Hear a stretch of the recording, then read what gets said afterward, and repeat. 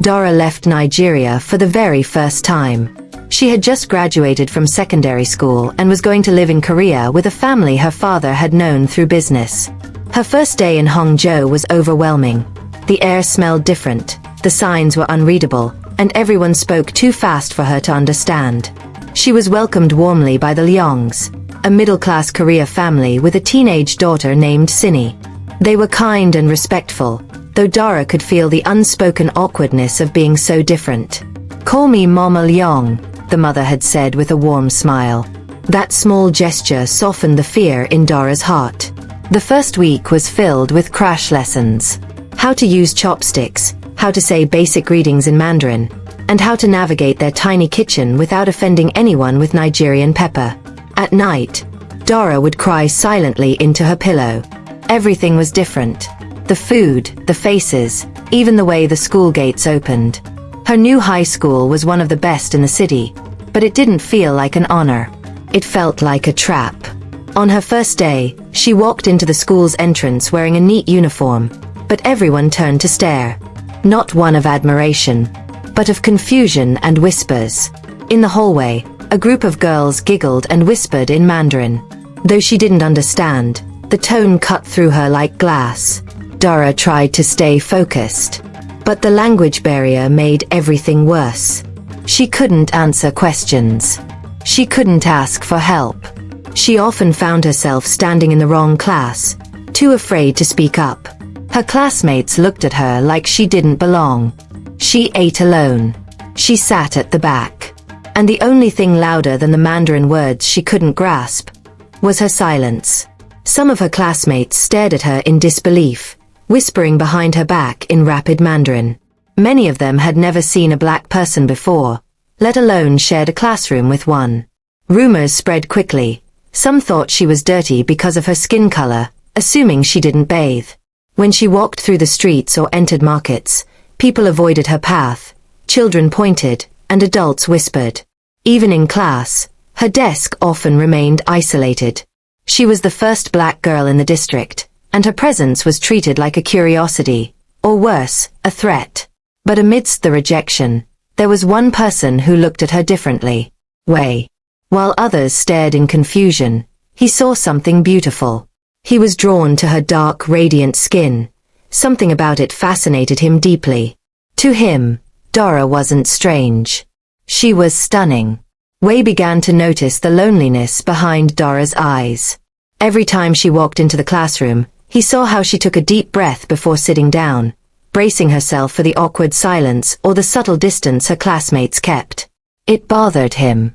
He had always been popular, always surrounded by friends, but for the first time, he felt himself being pulled in a different direction, toward her.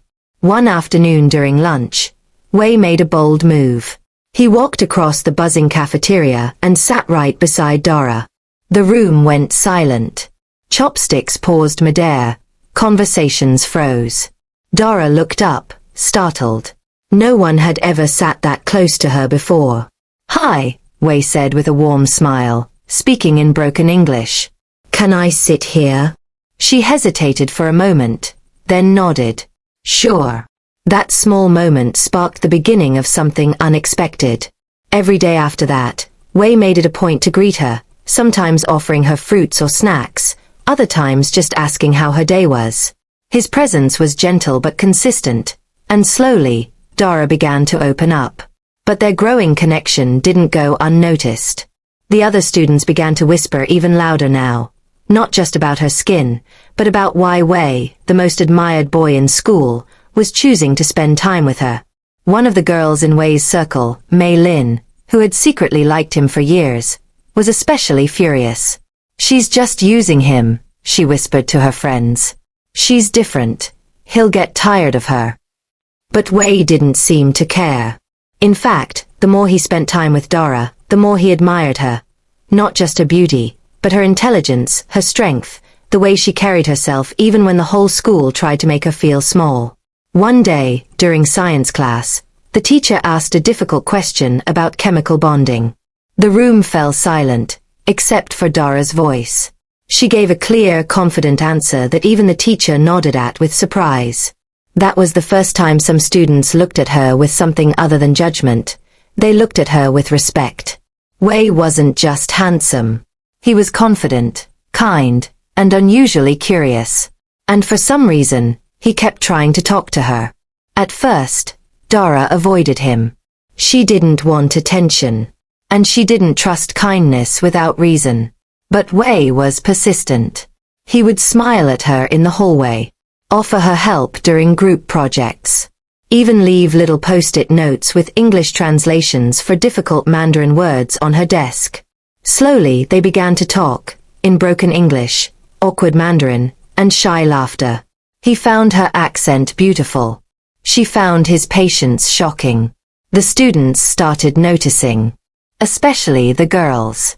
Especially Xuelon, the girl who once bragged she and Wei would be together by graduation. Why her? They would ask each other. She can't even pronounce his name right. But Wei didn't seem to care. In fact, the more people talked, the more he showed he cared about Dara. One day in the cafeteria, he sat right next to her in full view of everyone, something he had never done with anyone else. The room went quiet.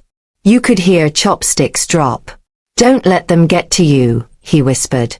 They only talk because they've never met someone as real as you. That day, Dara didn't eat alone for the first time. But it wasn't all sweet moments. The jealousy grew louder. Girls began spreading rumors that she was using him to get good grades.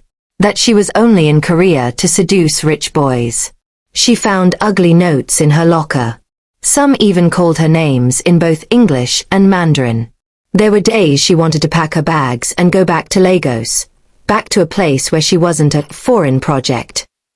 But Mama Leong reminded her, if they fear your presence, it means you carry something they don't understand. So, Dara stood taller. She started speaking more in class, even if she got words wrong. Her confidence started to shine, not just because of Wei, but because she remembered who she was before the fear. She taught her classmates a little Yoruba, told them stories of Lagos traffic, and how her mother used to braid her hair every Saturday morning.